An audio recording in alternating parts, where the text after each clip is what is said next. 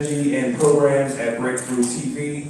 He is the former at-large at Cassius. He's a writer in residence at the Center on African American Religion, Sexual Politics, and he's an activist. He's an advocate. Please help me, and an author now. Please help me introduce Darnell Moore. Darnell!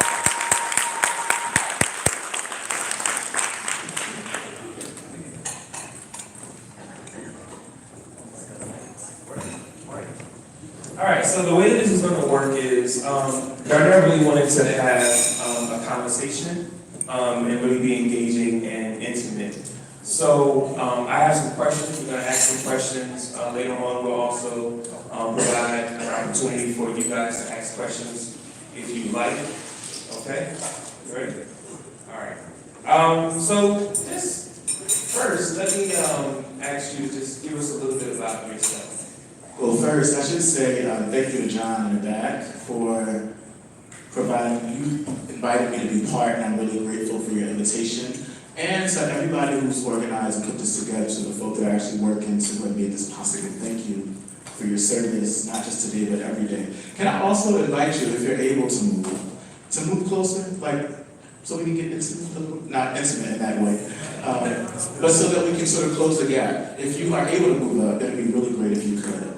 Just so that we can have something of a conversation. Is that okay? If that's okay to say, that's okay.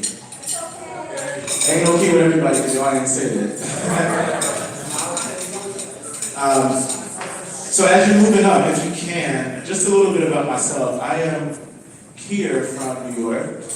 I live in Brooklyn, in Bed-Stuy. So shout out to the Brooklyn Bed-Stuy folk, Brooklyn folk, New York folk. New York! My hometown, the place that I'm from and claim as home, is Camden, New Jersey, which is right outside of Philly. Philadelphia! But I don't, I often say people ask me what it is that I do, and I now reframe that question and I say, well, let me tell you what it is that I love. Because when you ask people what they do, that's really an indication, you didn't answer this, but for all of us in the room, that's really, we want to know how people make money. When you ask people what they love, that indicates what it is they get up every day, and they sort of use their soul to do in the world. So what it is that I love? I love doing work that transform the conditions of our communities. And let me be specific when I say our. I'm talking about Black communities where Black and brown folk live, where folk who are actually economically disenfranchised, who are disconnected from political power structures that exist, folk who live in places like Camden, places like where I live. I am interested in seeing our communities transform. And I use whatever skill, gift I have to do that, whether that's working in media, in front of the camera or behind the camera, whether that's working in nonprofit industries, whether that's activists or an organizer or an artist and a writer. So that's why I just literally got home yesterday, really late from California, and got up at 4 a.m. to get here because y'all do the type of work that makes my life possible. So that's a little bit about what it is that I do and how I move in the world. Okay. So right now we're at this leadership conference, right? Journey to Change Leadership Conference. And you wrote a book called No Ashes in the Fire, Growing Up Black and Free in America. Tell us a little bit about how you came up with No Ashes in the Fire. The title is a reference to an incident that occurred when I was 14. It's a sort of literal reference and a metaphorical one. So when I was 14, you all can probably tell from the way I'm dressed, I was a quirky little boy. I was wearing leather pants at 10 years old too. And I was picked on a lot in the neighborhood that I grew up in because of that quirkiness. I didn't do the things that boys did. I played with the girls, I danced. I didn't play sports, not because I wasn't good at sports, but because I honestly could never see the balls coming my way. Because I had these really thick glasses, so I would get hit with the football all the time. So at that age, I wasn't really convinced that I was attracted to boys. I just knew that I was good in my skin, doing what it is that I chose to do, but was picked on, not because of my sexuality. I wasn't sure of my sexuality. But sometimes we get upset with people when the way that they sort of do gender goes against what we expected them to do. And how many of y'all were like 10, especially the men in the room, and people were telling you to be a real man, and you were only a little boy? Think about what that does, the violence that does. So I was walking down the street coming from the store. My grandma used to send me to the store all the time after school, and she would ask me to buy her the Courier Post newspaper, which is a newspaper in our area, and 50 peppermints, which was an embarrassing thing. Y'all know those really big peppermint balls? So not only did you had to like, so the guy would sit there and count like 50 of these big peppermint balls and put these in a bag. And I was walking home from the store with her peppermint balls and her Courier Post, and these guys, these boys in my neighborhood, between the ages of like 13 and probably 16, surrounded me. They were people that I hung out with every day. One of them was my neighbor, and I was really skilled at getting away from the bullies. I mean, I just knew how to like take the thing out. But this time I couldn't get away, and one of them had a milk carton, like a milk jug in his hand, but it wasn't milk in a carton. It was gasoline. Oh. And they jumped me. And as they were jumping me, his name was OB, took the gallon, the sort of top off, and poured the gasoline onto me and tried to light a match. But the match wouldn't light because the sort of wind kept taking it out. I know for the Holy Ghost rollers in the room. I was a Holy Ghost roller then, and I really did count that as a move of the Spirit. So the match didn't light, it wasn't light. And then also, even though my eyes was glazed, I could see my skinny Aunt Barbara running out of the house, and I'm not going to tell you what she did. But what I will say is, by the time she was finished doing what she did, the boys ran. So the book title came to me because it was a moment that represents what it means to survive the potential fires that people try to set in our lives. It's a literal reference to that, but it's also a metaphorical one, because particularly for Black people. Because Black folk we live in a country that has always been on fire with regards to its treatment of Black folk. America is the fire, and we continually survive through it. And let me say something about that. Now, people would say, yeah, because Black people are resilient. Darnell, you were resilient, that's why you made it out. But here's the problem with resilience, as my friend Amy Cox, who's a cultural anthropologist, talks about. Resiliency lets the person who is always trying to set the fire off the hook. Right. So the story, or the title, is literally a reference, yes, to the way that we sometimes make it, because not everybody makes it through the fires. The reason why I got involved in activism and organizing is because two young people, a 15-year-old Black girl named Zakia Gunn, 17-year-old boy named Whitney Wallace, one in Newark, another in Camden, one was stabbed in her chest because she was a lesbian who rejected the advances of a 28-year-old man that tried to holler at her. She died on the way to the hospital in the arms of her friend. Whitney Wallace was killed right around the corner from where those boys tried to set her on fire. Shot him in the back of his head. So some of us make it out of the fire, and some of us don't. But we are all here. So that title is a reference to the type of strength that is necessary for us to be agile, always in the midst of things and arrows coming our way. And I'll say this as it connects to public health work and the work that you do. It never occurred to me when people would talk, when doctors or public health workers they never asked me these types of questions. And in the book I said they wanted to know if I had sex with men.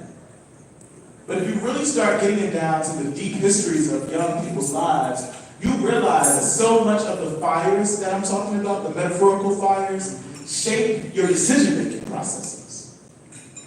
So if you just give me a condom, or you just tell me that PrEP is the thing that I need without attending to the house that's on fire that some of our young people are living in, you're not doing your job.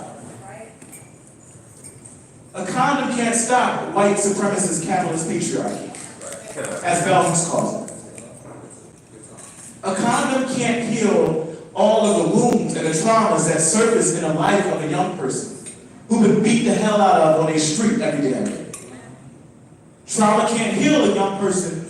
Condoms can't heal, or PrEP can't necessarily fix a young person who's been kicked out of their home because they go into a church that told them that their young person's going to hell because of their gender presentation or their sexual identity. Trauma can't heal economic disenfranchisement. You don't got shit to eat. I don't want to hear anything about condoms. So part of what the underlying message is, if we're not attending to all of the sort of forces that shape the conditions in our lives that make it sometimes impossible for us to survive, then we're never ever fully doing the job. That's why I can't stand to be in rooms like this and people don't say and talk about the political climate that we're in. How you say we're here about our people, but you can't talk about the shit that's happening right now in this country? We have a racist president in the office right now. And everybody with him. And then we have the quiet racists who's pushing policy. But we sit in rooms like this without addressing the political and economic conditions that are impacting our lives. That's why the work is not being done in the way that it could be.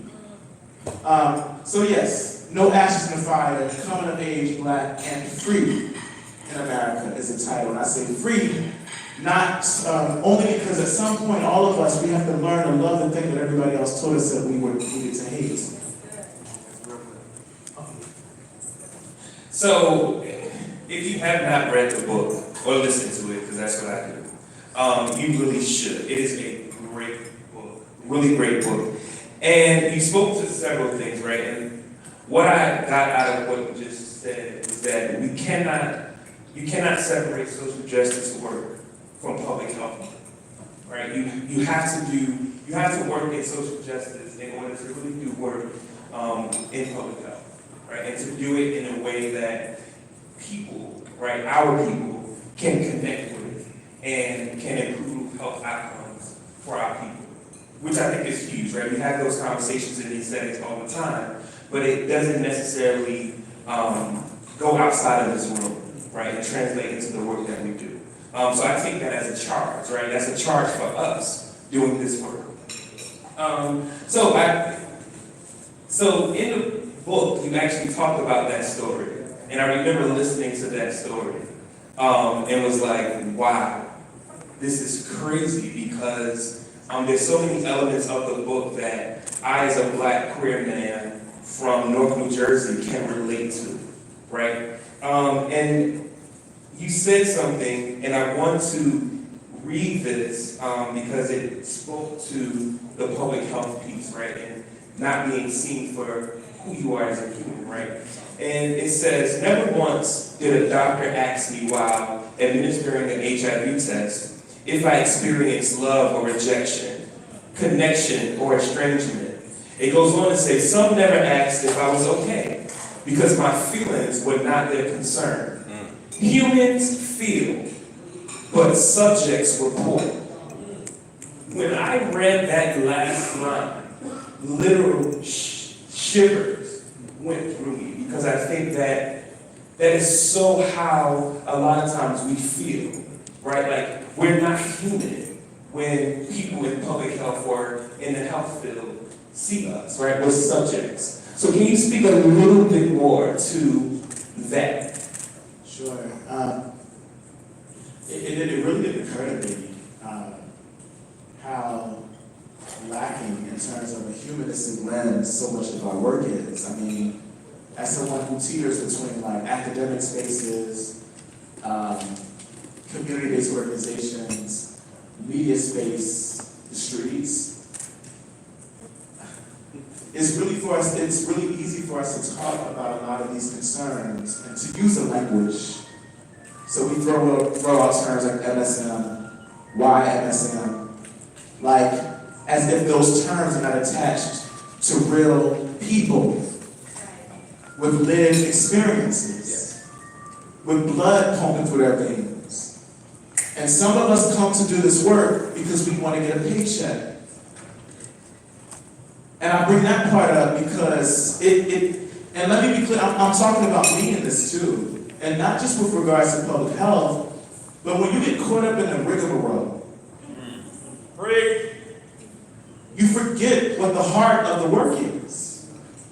There should be no distinction between what we might want to call social justice and public health work. There should be no distinction. In my mind, I think the best public health worker, scholar, is moved to do that work because they care about transformative justice. Because they care about economic justice. Because they care about parity. Because they actually care about those who exist on the edges of the edges of the edges of the margins. But I also know what it feels like to be in work that does not value you. And that does not value your labor. So that even if you came to the work with a heart to do good for the people, sometimes that heart gets stomped out by an industry. By an industry. And let me say how I approach this. I'm approaching this as someone who is often seen as the type of person you want to sort of reach in terms of campaigns that are being produced. Those campaigns never hit me. It's never touched by me. Because I thought there was a distancing from me as a human being, as a young black brother moving through the world, and the sort of subject imagined in the public health workers sort of concept. So yeah, I sit in doctor's offices. I still do. I'm 42 years old. I sit in doctor's offices and it's the same shit. When the last time you had sex? Did you use protection? Do you want to talk to the person on the other room about PrEP? Never. Well, let's get behind the sort of answers you're providing. So if you didn't use a condom, why? What is it about your sort of engagement with that person, young, old, whoever, that made you feel safe enough? Or what is it about the feeling of it? Does it just feel good? Do y'all hear what I'm saying to you? Yes. Like, does it feel good? Do you feel more connected? What is it about that connection? What's behind that connection? So when I was going to parks, and I was meeting up with people in parks, I tell folk all the time, I wasn't out there just because I like to have sex so much. I mean, I do like to have sex. And that's another thing. Can we actually humanize sex in public health? Well, I would come to spaces like this, I saw like this, and folk looking at me like we sitting in a Sunday morning church service. I'm like, what the hell? Yeah. How are you trying to help people come to a better sense of themselves? And we, in spaces like this, can't even have that. Yeah, I went to parks. I did things in parks. Pants down. And every time I would leave, it wasn't because I was there, just because I liked being in the dark, walking around. Because that shit was scary and feeling. But it was something about bumping up against or coming in connection with someone in the dark. Because at the time, so much I was, coming to be in the 90s and early 2000s, I ran in the dark to find connection. It was something about having arms, hands, that can touch you. Like, if we can get to that level, I think, with folk, get them to begin talking about what it is about these missed connections, these connections, it can actually lead us to create better interventions. Yeah? So in my mind, then the work has to be about, and when I say social justice, I mean economic justice too. I also mean gender justice as well. And I don't know if public health work can be done if at its core, those elements are present. I think you're absolutely right. I think many of us share that sentiment, right? Especially people who identify like you identify. You talk about connections, right? And a lot of times we try to figure out why we do the things that we do, right? And to understand that. In the book, you talked a little bit about your dad. and your dad's relationship, and how that was strength for you, for me. You also talked about him passing while writing the book. And to me, it really spoke to me. You said that had you written the book, finished the book, while your dad was still alive, that the story would look different. Can you talk to us a little bit about that connection with your dad and that relationship and other relationships, and how it groomed you and to where you are now? Sure. And I should just acknowledge, so David, Dr. Melbranch is in the back, who also has a book about sons and dads. So kudos to you, David. My father is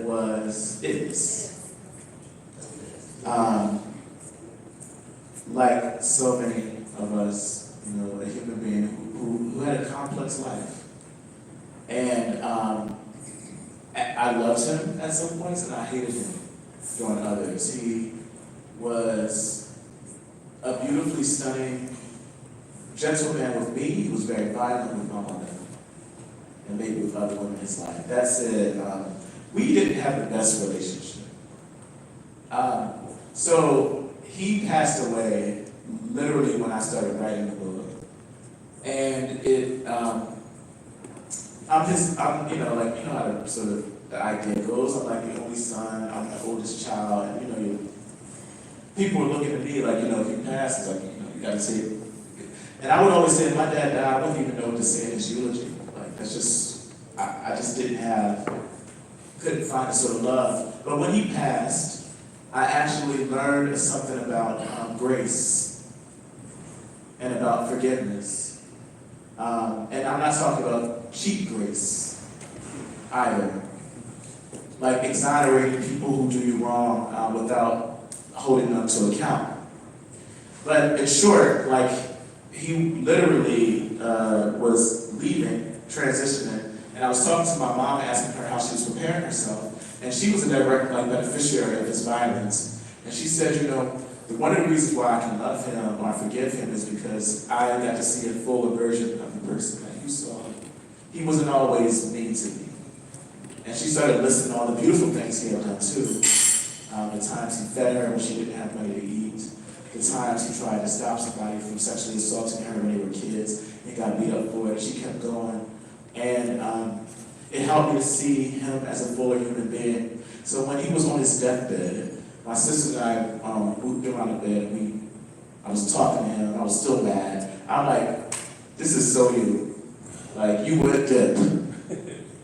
You wouldn't leave it up to me, or leave it up to us to do the hard work. But we said to him, I know part of the reason why he was still here, his body anyway, spirit, was because I felt like he was carrying guilt.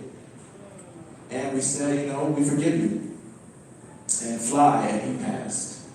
But let me say something about, I was transformed through that process. I learned to get, actually a reader sent me, somebody who read the book sent me a 20-page letter, maybe a month and a half ago, that she's a spiritualist. I don't know how she found my address. That's another story. I was like, how the hell did you find my address? Anyway, she found the address. And she said that your work with your father, your healing work with your father, actually has just begun. And so I'm grateful for that. I know we're connected now, he and I, in ways that we probably weren't when he was here. But it also taught me a lesson about black men and black manhood. And what I've been thinking about a lot is sort of black men and loneliness. And not loneliness, the type of loneliness that is the result of people not being present in our life, but the type of loneliness that's a result of us not being present with ourselves. Think about this. I wrote a letter to a friend of mine, Cassie Lehman, whose book Heavy on Geigen. And I said to him, I'm not alone. I'm actually surrounded by a lot of people that care about me. But I ghosted my heart and my mind and my spirit and my body so often. You know what I mean by ghosted, right? People use that term when they say, when you're about to date somebody you really like them, and they just disappear. They offer A for A, offer BGC, they offer like Tinder. They're not talking to you no more in your IG story, they gone. And I thought about how many times I have gone missing on myself. Like how many times I refuse to look in the mirror, how many times I refuse to take stock of my stuff, of my heart, of my inability to sort of be vulnerable, of my hurts and my traumas, of my pain. And that's what happened with my father. He wasn't able to be present in my life because he was not able to be present with himself. Now I bring this up also within the context of this conversation, because how then do we begin to work, and this is not just sort of psychological, I'm not offering a sort of psychoanalytic view of Black men, are saying that we have deficits. What I'm saying is also, how can we think about what it means, and think about this, it makes sense to me. Well, that's the case with Black boys and men. How can you give the thing you've been told you're not supposed to have? Love. If you're brought up under the conditions of lovelessness, and I'm not talking about Hallmark love. This is a country that tells you to hate the color of your skin if you're Black and brown. That's lovelessness. This is a country whose policies, whose actions dictate that it does not have any love for Black folk. It's a country that tells Black boys they're supposed to be men before they even know how to finish writing a book, learning how to be straight. It's a country and communities, even some of us in this room, who still believe that Black men, if they don't show up a certain type of way, hard, with dry eyes because you're not supposed to cry, dominant, top, aggressive, that you're not a real man. Like, it makes sense to me why you wouldn't have the type of softness necessary to go and search yourself. So that being said, how do you work with that in your public health work? It's my question to the room. Because it isn't just, and this is not some shit where Black men are patriarchy messes all men up, white men especially. Don't mind if I keep it real. So part of what I'm saying is, like, if we don't begin to tend to these matters, the matters of the spirit, matters of the heart, generational traumas that come and shape our relationships, then we really don't have to work. I want to see rooms where Black men can sit down and say shit like, you know what? For the next 20 minutes, we're going to do nothing but just hold each other's hand. I don't even know you. Oh, yeah. But I need my hand held. Yeah. Preach. I don't even know you, but you know what? I have not been hugged. You know how many Black men need to be held? You know how many Black men need to hold themselves? Yes. You know how many of us haven't looked in the mirror and stared at our monsters and our beauty? Mm-hmm. So how does that fit into the work that we do? Because that actually has a lot to do with our choices with regards to sexual health, with regards to our relationships with folk and each other and ourselves. So what are we going to do about that? Condo can't fix that. A good policy paper can't fix that. The new drug can't fix that. So what do we do? And how, as a self-determined people, do we figure out creative ways to get to the heart of the matter? Because what we've been dealing with and responding to are symptoms. Symptoms.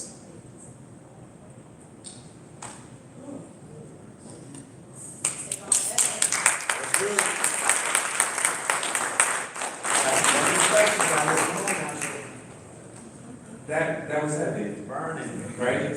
That was heavy. And I think it's important that we sit in that moment, right? Yeah. And sit in that. Absolutely. So yeah, I'm gonna be quiet for like 30 seconds. Just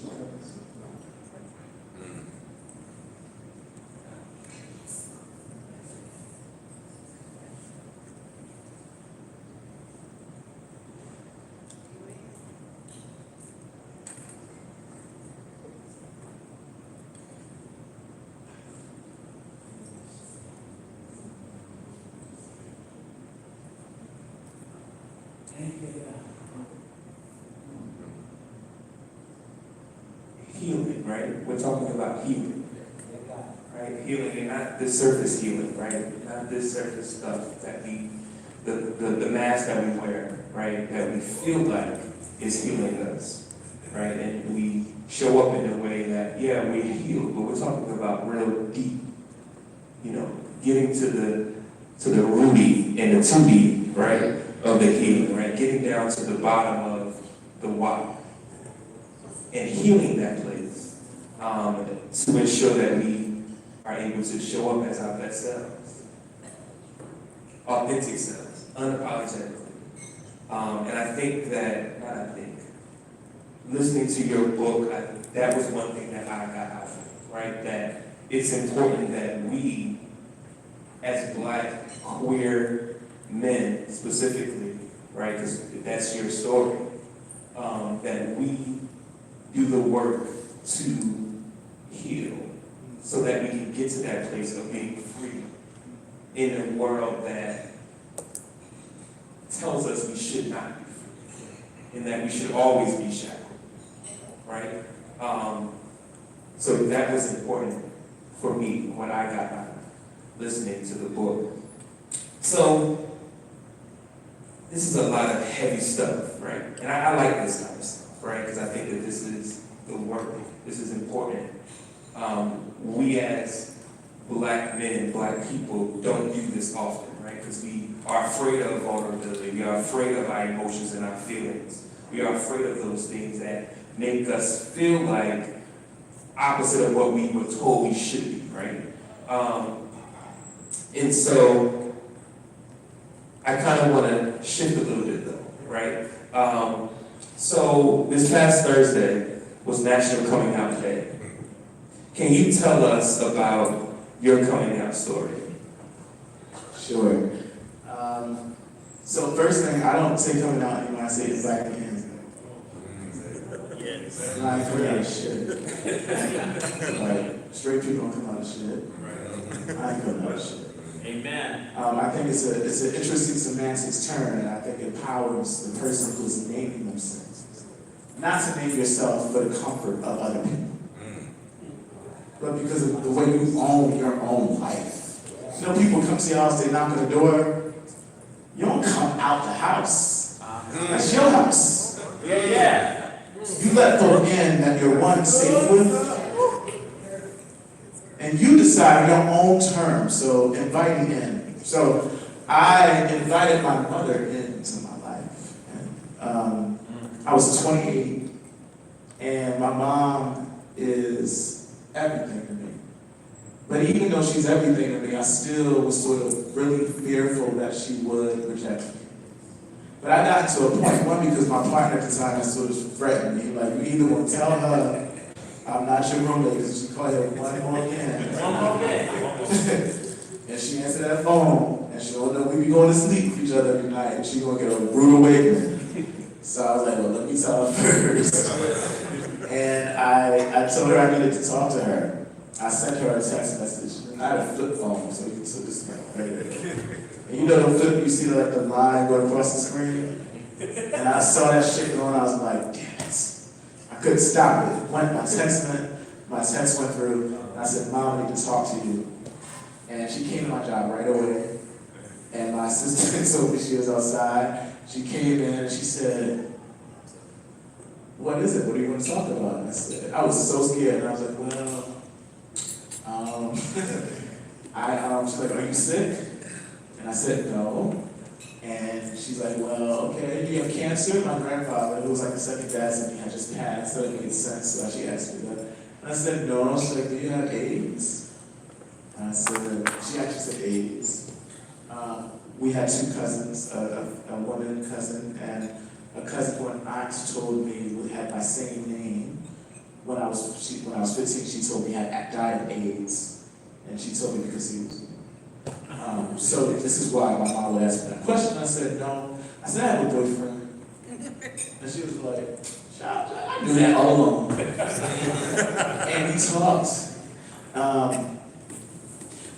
That was such an important moment because it was like every fetter, every weight that I had been carrying for 28 years, particularly the weights that had me drowning, fell off.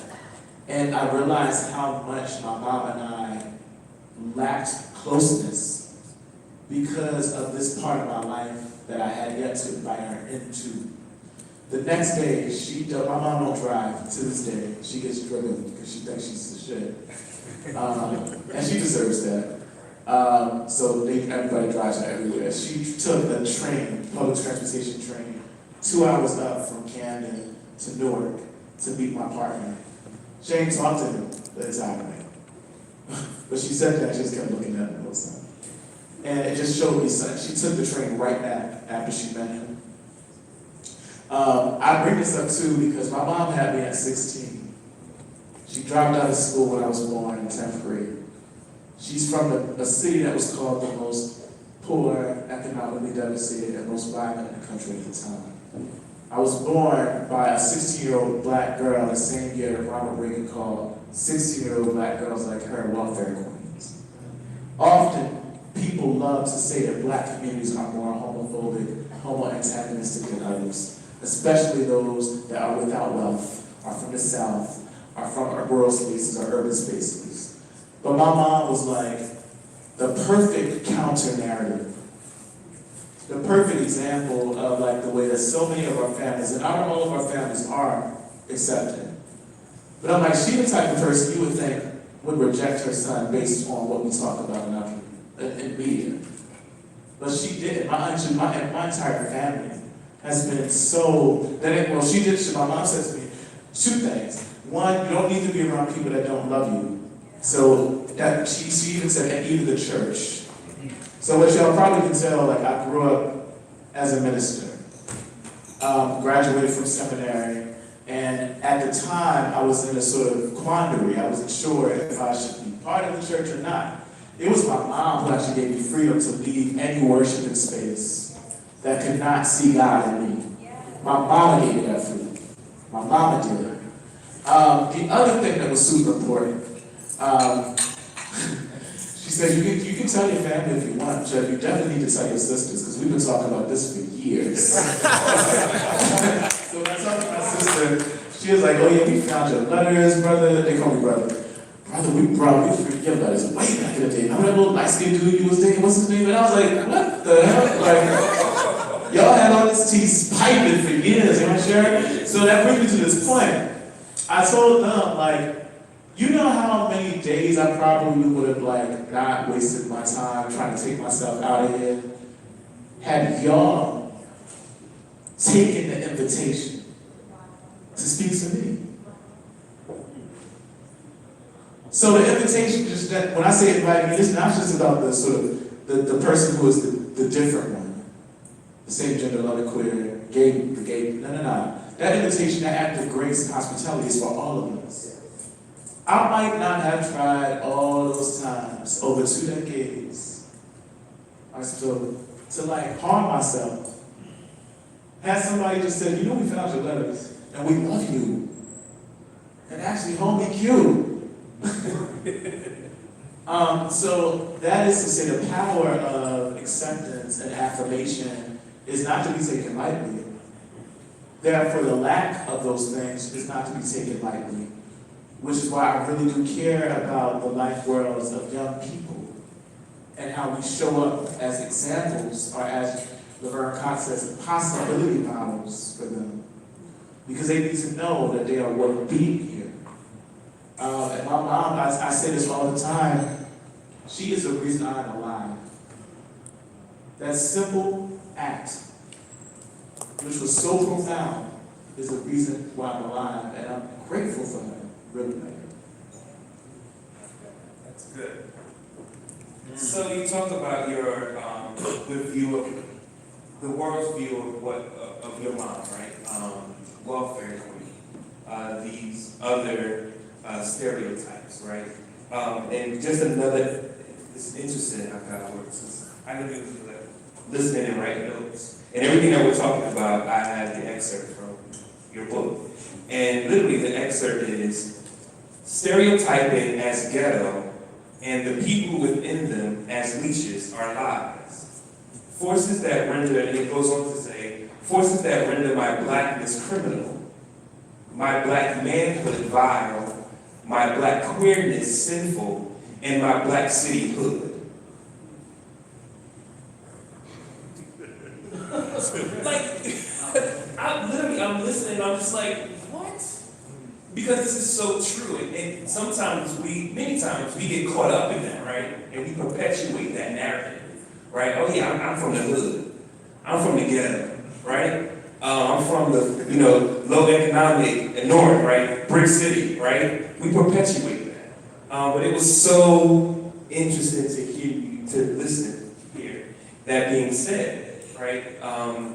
And like, just being honest, like that lying. So, that's not the actuality, right? Part of it is, so if anybody knows me,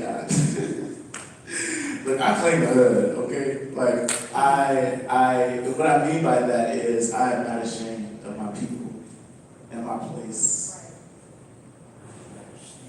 It isn't the problem that black folk are, walking around with pants sagging, or use the N-word. No. That's a distraction from the real issue. The real problem, we should probably talk about respectability politics in this room. And what it means for us to be so hell-bent on feeling like we have to work like hell to appear different than what white folk imagine us to be in their imaginations. That's not our work. Do y'all understand what I mean by this? Let me say it in a different way. The problem isn't a black folk's ratchetness. I'm not bent out of shape when I watch reality TV. I'm not bent out of shape if I see a young person sagging pants or using a rap song. Because if I get more mad at that than I do at the conditions that deadens the life potential of that black person, then we got a problem. Let me say it another way.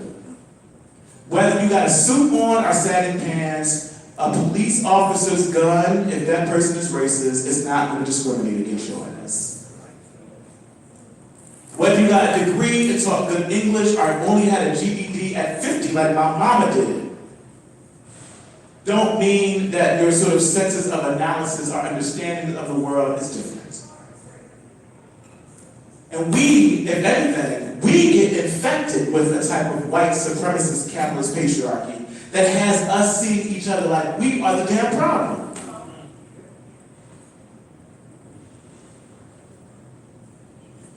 It's quiet in here, but we can't get mad at our people. If we can't rage at the systems that create the conditions that our people have to survive through. So I lifted I wrote that because I come from a place. My family still lives in Camden. My mama got her GED at 50. We are what you call the hood. I got 3 and 4 families living in one home. My grandmother just lost her home and is living back in my mama's house. Let's keep this shit really real.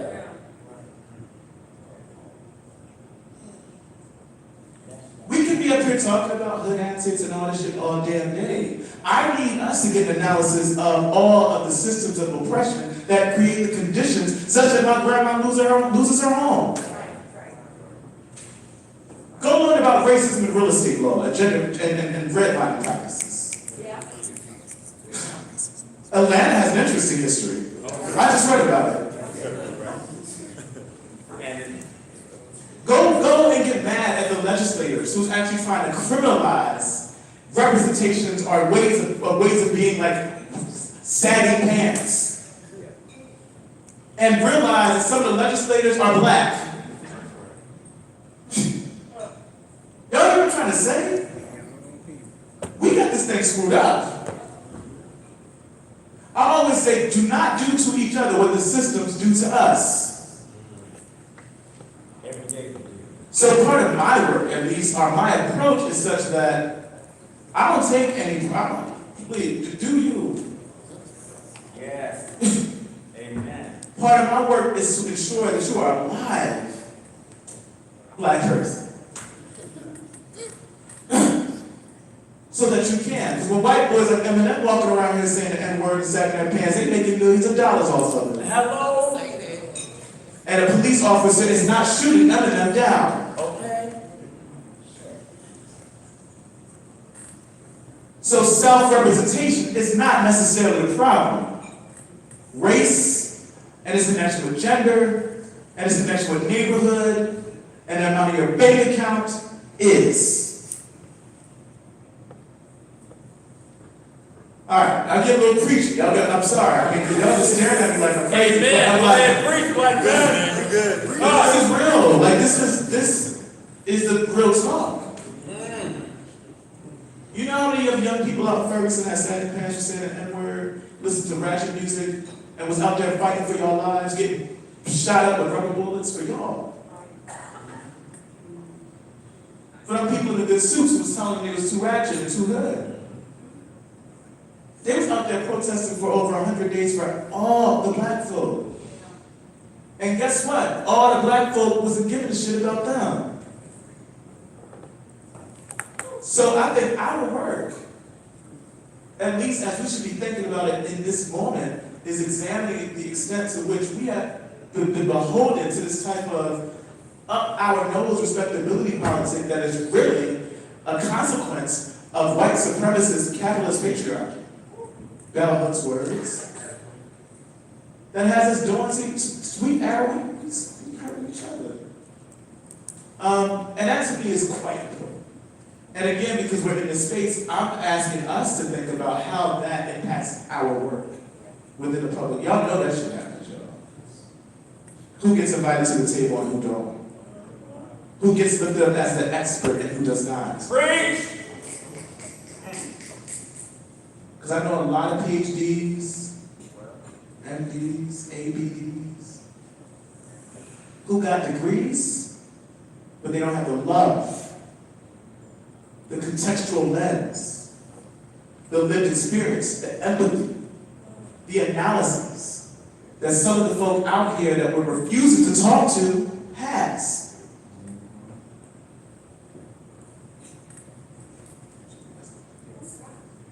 We can take questions. Our comments are not just questions.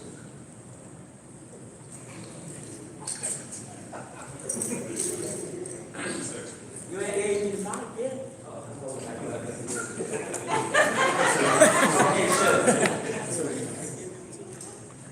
Brother, thank you, brother. You know I don't need the mic. Thank you, brother. I love you, brother. This is Minister Ken Lazarus, the custom preacher. You said it all. You quoted and cited bell hooks. Thank you, Torian. I know you were so fucking smart, Torian. Thank you. But what I want to say is this.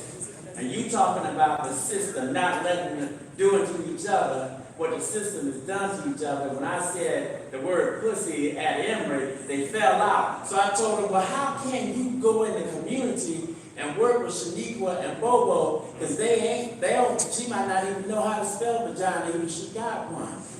So when you talk about public health and the impact, this is really a comment, ain't no question, because you got a lot of answers. But I'm talking to preach to the people here in this room and everybody else who ain't in this room, who work for the state and don't think you can have an impact after 501. I was talking to some of them the other day, and I said, well, at 501, remember we was at the state? And Roderick Lambert said, well, we can't do but so much because we work for the state. I ain't looked back at it, but I said, at 501, don't you come back into your own self? Can't you write a letter? Can't you do an email? But everybody's so scared because they're politically correct. They waiting on that damn check, and they so scared of whoever's in charge that they can't even do the damn work. That's the first thing. They're trapped in a prison around the prosperity that they think is going to come from that position, that title, and that check. The prosperity comes when we free our brothers and our sisters. That's when the prosperity comes. Because see, I'm the custom preacher. I don't need nothing. I can eat and live off of peanut butter and jelly. So you don't have to invite me to the table, because y'all know the custom preacher will come in, and I'm going to tell you exactly what I feel, because we need to do it. You got the mic, you can pull it away when you're ready for me to stop.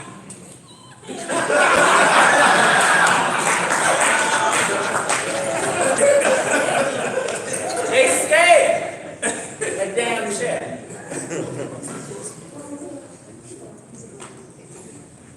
You can't get no outcome waiting looking for a chat. It is free for all now. They can't throw me on the conference over. Darnell, this is more of a comment. I sincerely appreciate the text today that you said, inviting me here. We had a really good friendship over the past years, and you know my story. And I really, really sincerely appreciate your words today, and I'm sure we'll chat later about what you said today, but I'm not gonna cry out here, but it really, really impacted me just listening to you.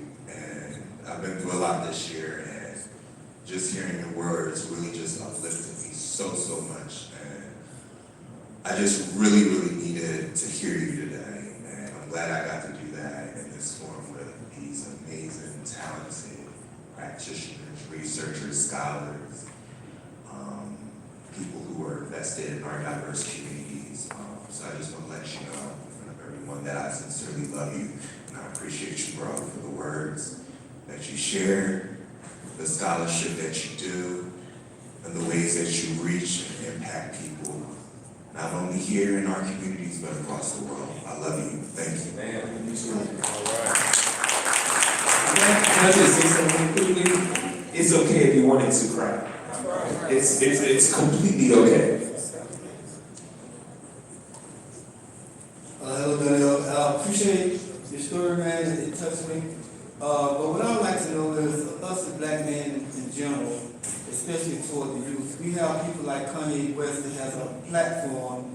And for me, I give everybody the right to their opinion. I don't think I have to agree with you just because you're a black man. If that's what you think, that's good. But I think the media also flips to their advantage. You know, they take a lot of stuff that he says out of context. But my question to you is there a way that you can see where we could use, in light of his platform and the attention that he's getting, a way that we can kind of get our message in there now that the black man, we see there are black men that can speak out, and he has a spotlight on him. And I was wondering, is there a way that we could embrace him in such a way that would benefit us as people? Ooh, the Kanye question. I don't know if we got enough time to answer that question. What I will say quickly is one of the things that I am sitting with now, and this is my own personal journey, is about what it means to not dispose of other black people.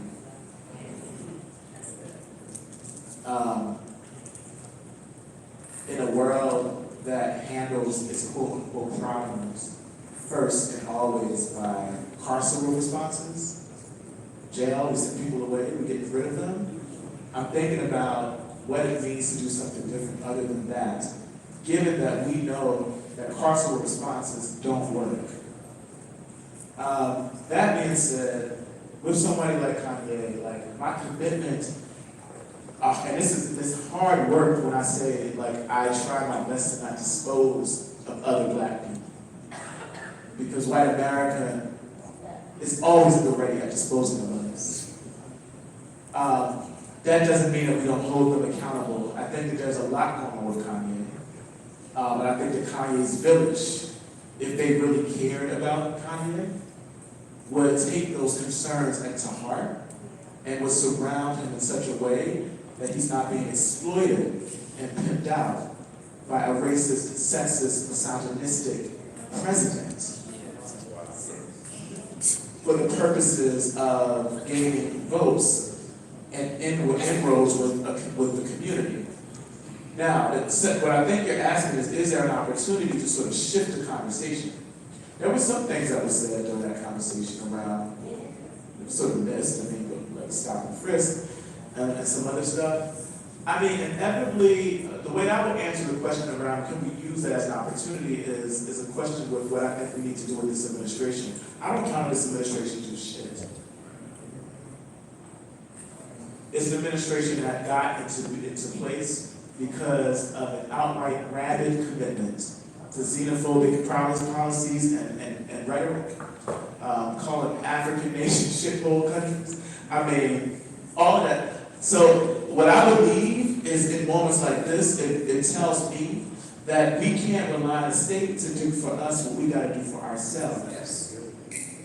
So I'm thinking our energy can be about the necessary tools that we need to create amongst ourselves, rather than relying on a state with 45 at the head of it to do it for us. And that's the hard work. The work is about imagining. There's a scholar named Robert Kelly, whose book is called Freedom Dreams of Black Radical Imagination. And in it, he's asking us to think about what's possible, what a black, loving, liberatory world looks like. And often when I ask people the question, what a black, loving, liberatory world looks like, we don't have a lot of answers.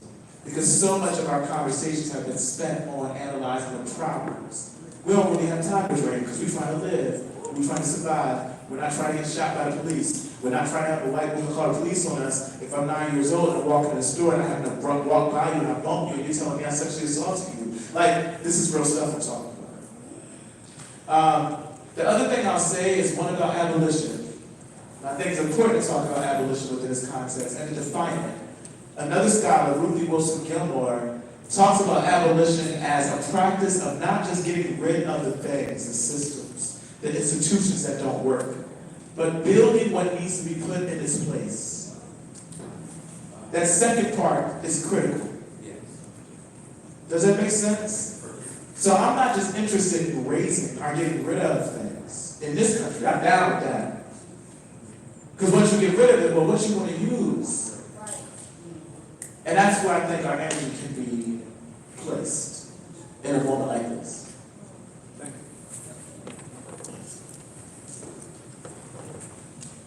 Hello everyone, I'm Anthony Blueford, I'm from Detroit. And Darnell, you spoke to me in many different ways. I actually saw a few connections between you and I, being raised by 16-year-old mothers, and also losing a father, a hyper-masculine father who actually lost his life to violence, being shot and killed as a result of how he felt he should present himself to the world. But I just had a question. Basically, how do we begin changing the way we currently nurture our black men in a way that still provides them the skills necessary to survive and one day thrive in a world that demonizes our existence while also teaching them that it's okay to be vulnerable? So that's the first question. That's super good. I gave this talk once that was called The Shapings of Black Masculinity. And what I was trying to get at was so many of the ways we perform our masculinity, like so many ways we acted in our community, expressed ourselves, had so much, they were sort of coping mechanisms or our strategies to keep ourselves alive. So I remember, developing the hardness, the vibe, walking down the street, all of those things were sort of a way. It wasn't just about like this notion of just masculinity being toxic. Like when you grow up in a community where you know police officers by name, you know which ones are bad, like they actually get drugs from the drug dealers and will actually catch you up in the game just so that they can keep their quotas. Like you develop, and I grew up in, when our communities would be like flooded with police officers, as one example. So many of the ways we were acting in the community was in response to that. So that's number one. That's not like toxic action simply because people want to be toxic. Like you learn, like what, you 12 years old, you Tamir Rice, you playing with your sister in the park, you get shots and killed.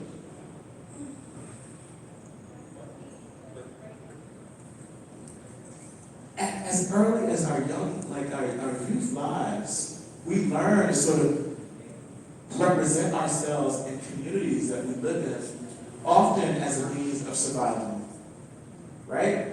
The other thing I say though is I talked about abolition a short while ago. I want to use this as a metaphor. We don't just need to abolish institutions, but also ideas. Not everything we've been taught is right. So like people ask me right now, like, how do you want to become a better man? What does a sort of redemptive masculinity look like? And you know what I've been saying recently? I want to know what it means to be a better human. Because part of the reason why I messed up so much in my intimate relationships, part of the reason why I ghosted myself and was distant from myself, is because I was so committed to perfecting manhood, boyhood, masculinity, all of those things that are really, I'm going to call them cages, jail cells. Who created them?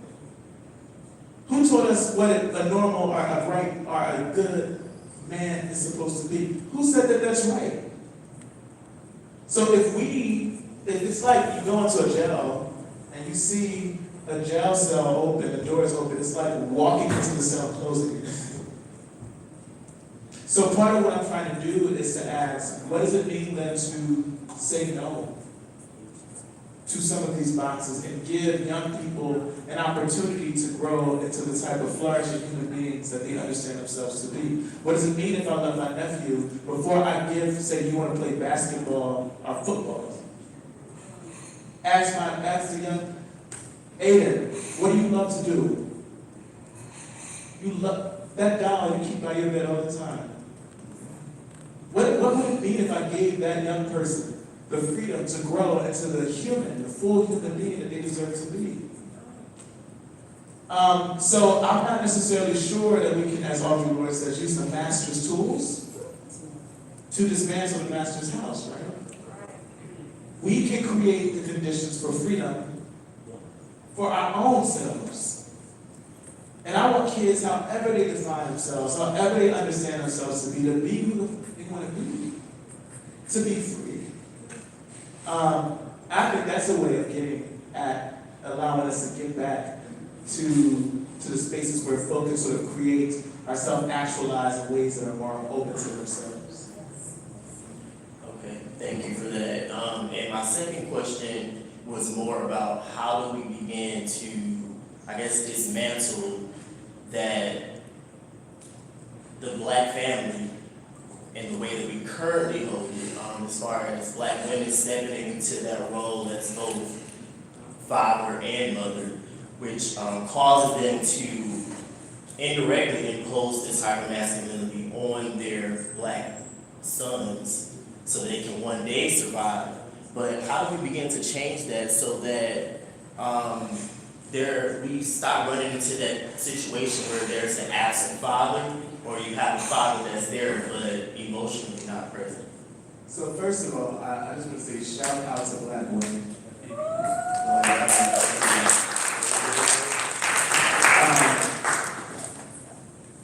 I want to start by just saying that Black women have a way of being scapegoated both in popular culture and movies.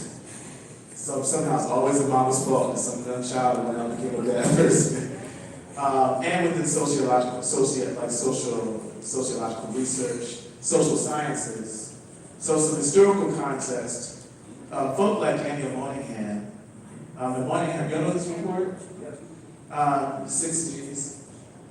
It was one of the first reports, in addition to some others, that really cited Black women, particularly Black matriarchy, as the problem and downfall of the Black community and therefore our social and economic life. So, right from the gate, Black women have been centered as the problems, or at least the source of the problems within our communities, the breakdown of our families, the breakdown of our social and economic security. Now again, we realize that that's unacceptable. That's an unacceptable hypothesis, particularly in a world in which Black families have resisted traditional family structures since the times we were raped and brought. So you use this word queer, like I use the word queer not to talk about sexual identity, but to say non-normative. And not in a pejorative way. I mean, we have had to sort of break out of the boxes. Black families have always been creatively created, queer. Sometimes grandmama was the person in charge of the house raising somebody else's kids. Sometimes two aunts, sometimes uncle and sister.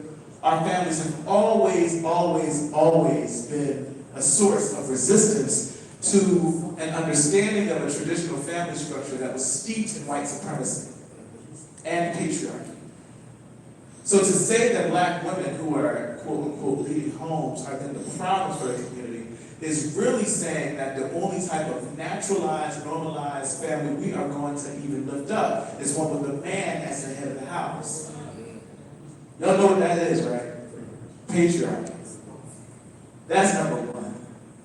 But number two, given that Black families particularly, because our families were destroyed by a slave trade, have had to always be creatively responsive. The possibilities for what different family structures can look like have always been there for us. And in fact, some of the reason why some of us are alive in this room, we know damn well is because of who? Most of us. I mean, some, I ain't gonna claim that for all of us. That being said, this problem of like absentee fathers, one, there's also a lot of research that's come out recently that looks at present fathers in homes, present Black fathers in homes. Not all Black men are actually absent from homes. And fatherhood does not have to look like biological fatherhood. In the absence of a lot of men who may move out of their homes and or lose connection with children, there are many Black men who step in and actually play those. My grandfather was one. My mama's husband, Lee, came in when I was in high school and has been there since, is another one. Big brother Charles, I can go on and on. So a lot of we have to think again about how to push back against a narrative that, why is it that when you hear about something like deadbeat dads, the only person you imagine in your mind is Black men? Y'all know white men lead their homes too, right? But somehow, white men don't factor into our imagination when we say something like a deadbeat dad. You know why? Because it's been constructed that way, the idea. That's not to say some of our fathers haven't been present. They have. They haven't. But I think part of what we can do in terms of offering space for our families to sort of grow is to push back against all these sort of normalized ways that we think families ought to exist and celebrate the full diversity that Black families tend to sort of raise our families in. And what I said earlier, so much of the healing with Black men has to do with the heart, soul, and spirit work that a lot of these conversations don't necessarily attend to. We need therapy sessions. We need non-traditional and non-Western means of healing. Some folk might probably need to sit down with some shamans and medicine women. Some folk might need some spiritualists, massagists. Somebody may not need the cops called on them, but they might need a mental health counselor.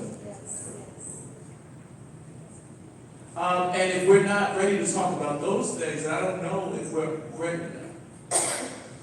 Yeah, and I'm not even attached to this notion of I don't want to be a traditional family. Our families were never traditional, and we just celebrate that. That's why we're here.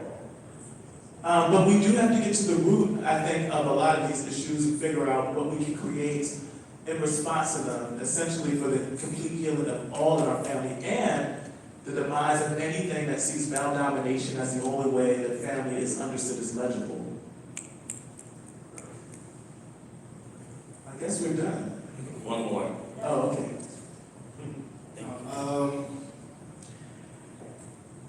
I want to thank you. Thank you. I feel like I was sitting here and I was like, oh yeah, a lot of that makes sense. Oh, a lot of that makes sense. I've done a lot of those things. I feel like you called me out. Like, I'm a policy student at Georgia Tech, and a lot of the times I wanted to be the only Black student in the room, or the only one with my experience very similar to all the things you mentioned about the father and the mother and all of that. A lot of times it's either withdrawing or it's, putting down the people who are like you or come from where you come from. And I got a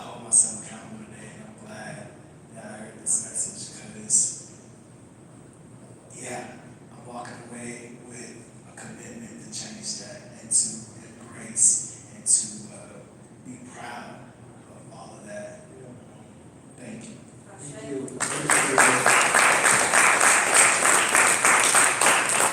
No, thank you. And, you know, when I'm talking like this, I want you to know that, like, this is stuff that, and David knows this. I hold myself accountable to these things too. I often say that the privilege that some of us has been afforded to be in the spaces that we are in, it's like having like the more privilege you got, it's like the bigger your vehicle is, your car. And the way that I think about it is, if you're driving down the street, you see people outside on the side, the more space you got in that car is the more space for you to bring people along with you. And sometimes you're not necessarily physically bringing them in a room in your policy classes, but you can't bring them in the room. You can represent the lived experiences of our people in the meetings that we go to, in our papers that we're writing, in the research questions that we're proposing, where we're sitting and being invited to spaces that other folk aren't in. Bring them with you. I mean, you should have. You know what I started doing? I now close my eyes before I did this here today. And I went into the bathroom and I closed my eyes and I imagined my ancestors standing all around me. Yes. And that's the same way we gotta take our people with us in these spaces where they're rejected. They don't, my mama don't gotta be with me no more, but y'all know she here today, don't you? Yes. And that's what we gotta do. That's our work. That's how we get free, and we cannot forget that. I thank y'all for all the work that y'all do every single day to make the possibilities of life, of reality, material reality for Black folk, for folk who live on the edges of the margins, for all Black people. Thank you for being a wonderful moderator. Yeah. So I have to thank John Malone and the state, Georgia State Department of Health for giving me this opportunity. And for you for coming, first of all, for writing the book. Right, let's start there. For writing the book, for telling the story. I told John when we were having discussions about who we should invite, I said, you know, we're gonna read this book, and after this book, we're gonna decide, and we can go from there. After I listened to your book, I was like, we have to get him there, because I was able to connect with you on many different levels, many different levels while listening to the book. And so I was like, if I'm able to connect with you, I'm certain that there are a host of my friends, right? Because if we're friends, we're like-minded. So if I can connect, they can connect. And if they can connect, people connected to them can connect. And so it was important for me to have that discussion and help to bring you here. And so thank you for writing the book. Thank you for coming. I have thoroughly enjoyed this conversation.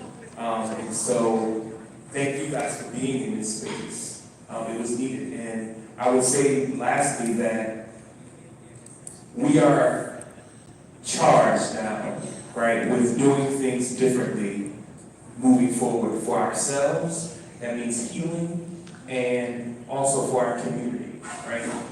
To make sure that we are better, because that's what's most important, right? That we are better. So thank you. Okay, everyone, let's give a